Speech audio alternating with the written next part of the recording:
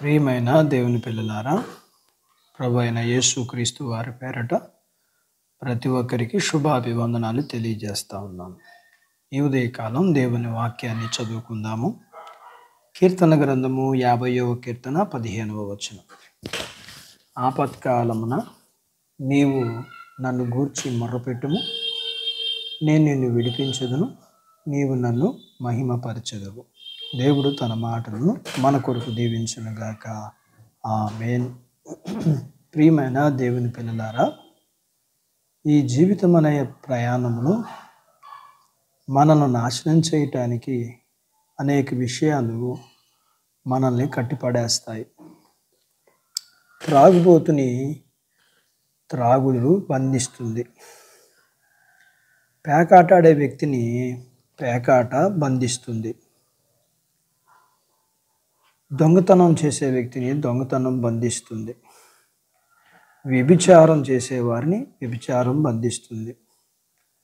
అబద్ధకుని అబద్ధం బంధిస్తుంది. తల్లిదండ్రులకి తిరుగుబాటు చేసేవాడిని తిరుగుబాటుతనం బంధిస్తుంది. అవిధేయత కలిగిన వాడిని అవిధేయత బంధిస్తుంది. ఇలా మనుషులు ఎన్నో వాటికి బందీలుగా జీవిస్తుండడం మనం చూస్తూ ఉంటాం. స్వతంత్రులుగా ఉన్న మనుషులు పాపం చేయటం వల్ల వాటికి బానిసలుగా అవుతున్నారు. వాటికి బందీలుగా అవుతుంటాం మనం చూస్తాం. దేవుడు మానవులను యథార్థవంతులుగానే సృష్టించాడు.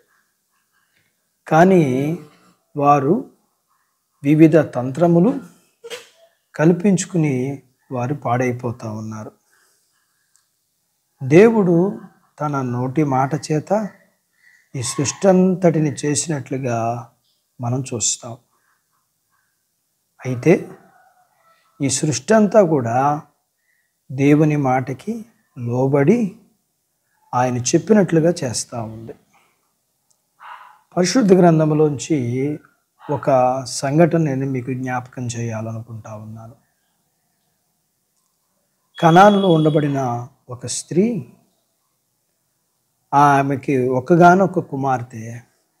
అయితే ఆమెకి దెయ్యం పట్టింది. ఆమె తన కుమార్తెను బాగు చేయించుకోవడానికి ఎన్నో ప్రయత్నాలు చేసింది. అయినప్పటికీ తనకి ఏ విధమైన మేలు కలగల.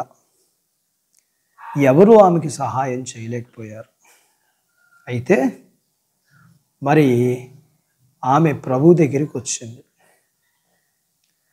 ప్రభు వారికి తన బాధ చెప్పుకుంది.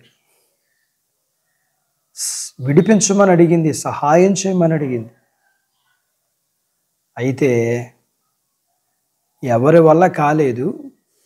చివరికి ఆయన దగ్గరికి వచ్చి ఆయన అడిగినప్పుడు ఆయన ఆ దయ్యము నుంచి ఆ కుమార్తెని విడిపించి మరలా ఆమె జీవితంలో ఆమెకి సంతోషాన్ని అనుగ్రహించారు. ఆయన ఆ కుమార్తెని విడిపించి బాగు చేశారు. ఈ ఉదయకాలం వాక్యం వింటున్న ప్రియమైన దేవుని బిడ్డ, నువ్వు ఏ బంధకములో ఉండి బాధపడుతున్నావు? నీ కుటుంబంలోని వ్యక్తులు ఏ బధకాల్లో ఉండి బాధపడతా ఉన్నారు?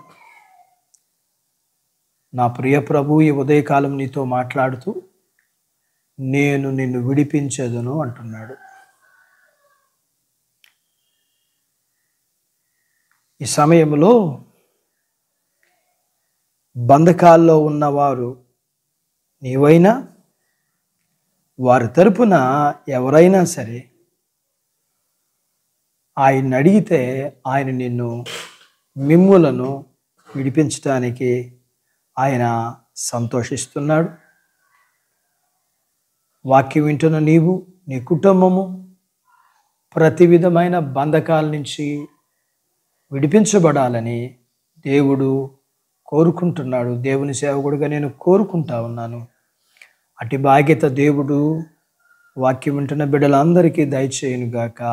ఆమేన్. ప్రార్థించుకుందాం.